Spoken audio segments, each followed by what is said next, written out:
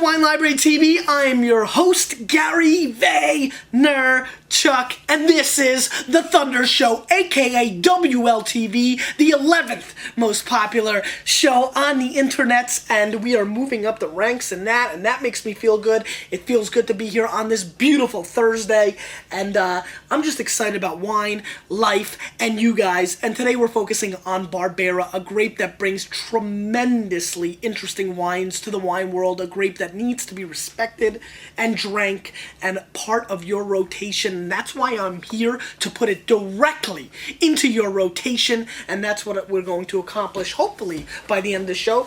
And usually when we do this, the wines suck, nobody wants to drink them, it becomes very, very difficult to deal with. I get saddened, and we all move on. Let's talk about Barbera.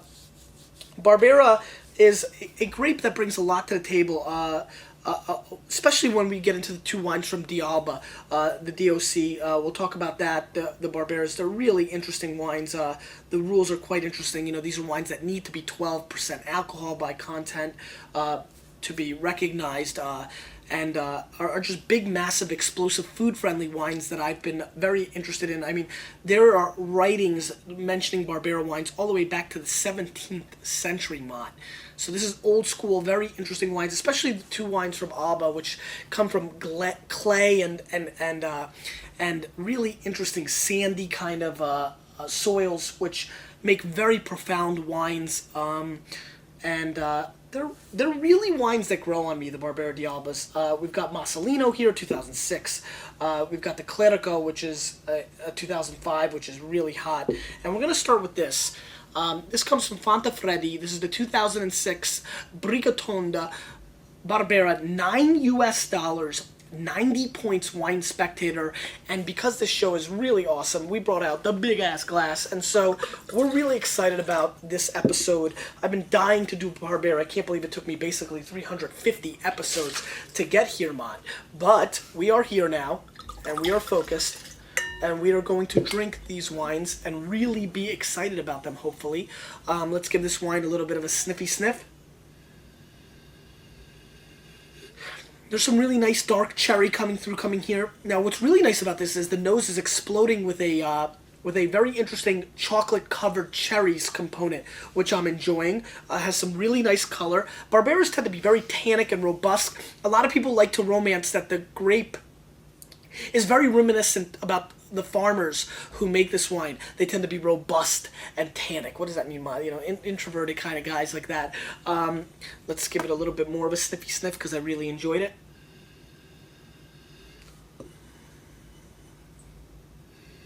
Pretty. There's some really nice, almost like, what's coming through? Like the juices in a steak.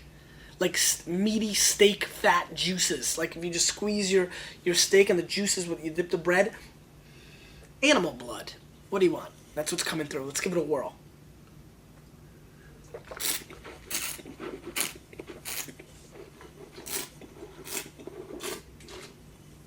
Nice and tannic, dark chocolate. I'm getting some really interesting clove components coming through on the mouthfeel. Almost a cauliflower-esque, raw cauliflower flavor profile on the mid-palate to the finish. Rounded out with really sour cherries. Well made, light, a little bit lighter than most Barberas, but still a very, very friendly and value-driven wine. This is an interesting wine. I mean, you're talking about $9 US.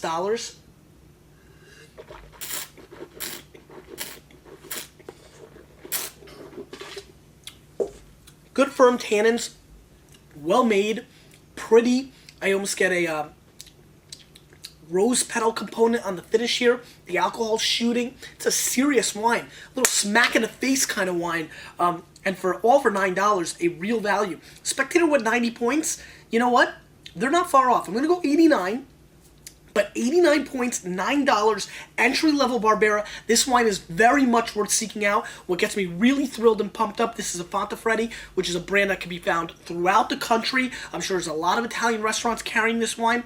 2006, so it's young, still very tannic. You put this baby away for 2 or 3 years, you're going to be extremely happy and laughing at the price point you paid for this wine. A very good start for Barbera, and I'm excited about this episode. That's a good wine to start the show, and let's see if our good friends from Masalino can follow it up. This is a tremendous producer from Piemonte, a producer that puts out some of the best Barolo in the world. This is their Barbera Alba, $16 US. Again, 90 points Wine Spectator. Barberas need to be 12% alcohol, remember, and need to be 70% Barbera to be called Barbera. And then sometimes you may see on the label it says Superiore, which means that it's at least 12.5% alcohol content and aged in oak or chestnut, I think, or maple. I think oak.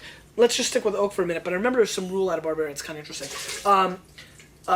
Aged for 1 year. So if you see Barbera Alba or Barbera Superiore, that's the difference between the regular Barberas. There are no requirements for aging like there are in Brunello and other places in Barbera, but it's, again, 13.5 alcohol content on this wine, $16, which 16 bones, which upsets me because, you know, that's Vinny's number. We know how we feel about him, Trader.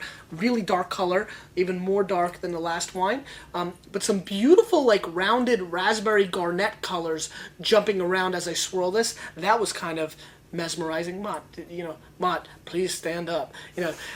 Kind of get mesmerized and, hypnotized. Let's give this a little bit of a sniffy sniff. This is awesome. I mean, this comes shooting out of like a squirt gun an enormous amount of lavender. So imagine lavender water being squirted up your nose by a squirt gun. That's what this smells like when I first put my nose on it. Just gorgeous lavender-esque flavors. I'm getting a little bit of a leather, hints of venison, dark blackberries and blueberries. This is a dark fruit wine on the nose. I'm enjoying that. Almost like a forest floor or underbrush, kind of like underneath the weeds and, kind of where you played with your G.I. Joes coming through as well. Very aromatically interesting. Very excited about trying this wine. Let's give it a whirl.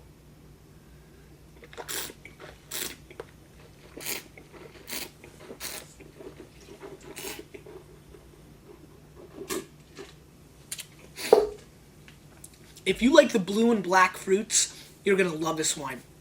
This has blackberry, black raspberries, blueberries dancing, filled with tannins.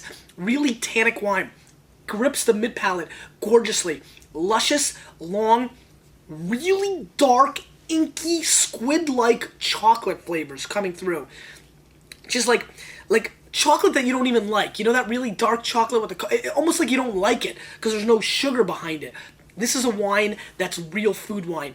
I am yearning for gnocchi. Or, no, I'll tell you what I want. Spaghetti with the squid ink coming through. You ever have that? That's some good stuff. Put some Parmesan cheese on top of this. This is a killer wine. This is a 91-point Barbera for me, and at $16, one of the best QPRs I've come across in a long time. This one will last for 4 to 5 years. Will pair up with any meal of any kind of structure or girth. This is a beautiful, real, serious, old school Italian tough guys, kind of wine. After a long day of work where you're in the coal mines and you come home and you want to eat something big like a live cat, and then you want to drink it down with some wine, this is the wine you want to have. I'm about this wine, Mott. I'm about this wine. Dolcettos, Barberas, there are sneaky wines coming out of Italy. We haven't even started, but sneaky wines coming out of Italy, and I am very enthusiastic about this wine because this reminds me of real, serious, old-fashioned, not overjuiced, steroid era. I'm talking to you, Rafael Palmero, wines. This is wines that I grew up on that were like, okay, this is the serious stuff. Things have gotten sugary, very unicorn, very rainbow, and it's nice to see a very old-school, real wine being made at a price point with a weak US dollar that brings the thunder. Yes, Masalino. Yes. That was awesome. I got pumped. But this is what it's about.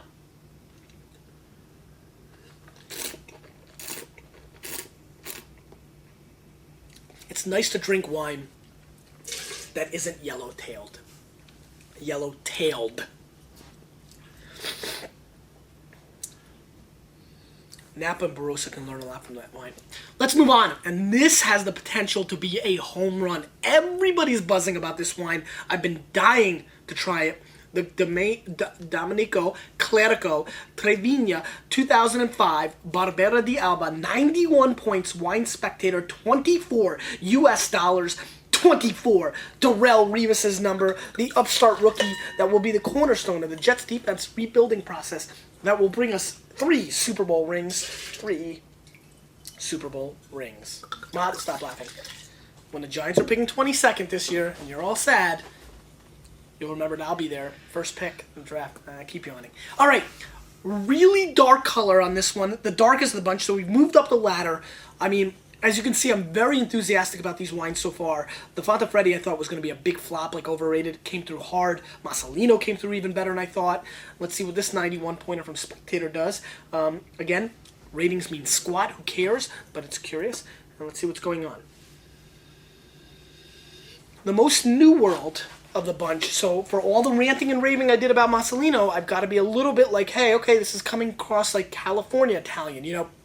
So the hints of oak and cream and whipped up creme fraiche are definitely coming through on the nose in this wine, which is fine and interesting. But it's there. I'm getting some cinnamon components. The oak and vanilla are coming through very seriously. Let's give this a whirl.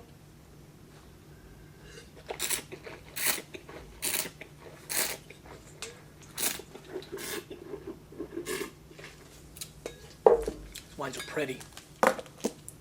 Again, it's got the New World love and lushness. I get tobacco for days on my palate right now. I mean, I just feel like I ate a cigar on the Conan O'Brien show. Oh, you don't think I did that? Mott, link it up! I know there's so many new Vaniacs that have no idea what we're talking about. Huge cigar tobacco component. Still feeling it. I'm getting some peppermint. Candy canes are in the air. It's getting nip. It's getting close to that time. I'm getting lush, dark, black cherries coming through. Very explosive. There is some roundness. There is even a little bit of the Oak Monster.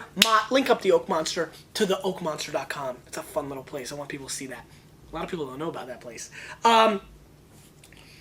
Nice wine. Very New World in its approach, but it's New World Italian love. It's not like that first generation Italians that came on the boat, like these two wines. It was like that second or third that made Mama proud. This is an extremely well-made New World, Old World wine, walking that balance that I adore. I'm also going to score this wine. I'm going to score this wine 90 points. I like it a lot. These are 3 ridiculous wines. If you've ever wanted to watch an episode, a lot of people email me and say, Gary, it's so fun to order the wines, then go back and watch the episodes. If you've ever wanted to do an entire episode, first go on eBay and find Lionel. It should be $2-3. Second, get the big-ass glass, get a Jets bucket, order these 3 wines, find them. This should be very easy to find locally around the country. I'm not sure about the others, but come back, watch this show, see if our palates match up, because this is one episode where all 3 wines, and that, when does that happen? Never. I would be thrilled. I'm like punching. I'm like excited.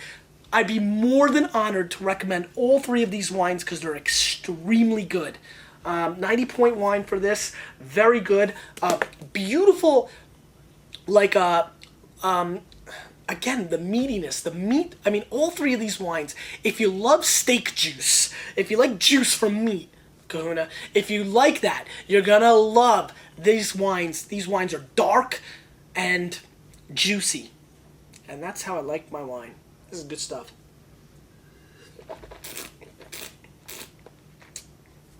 No bull crapping. Question of the day.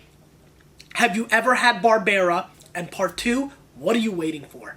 Because you, the Monster, and Thundercats, and clearly Barberas, because I know a lot of people don't know about them, we're changing the wine world.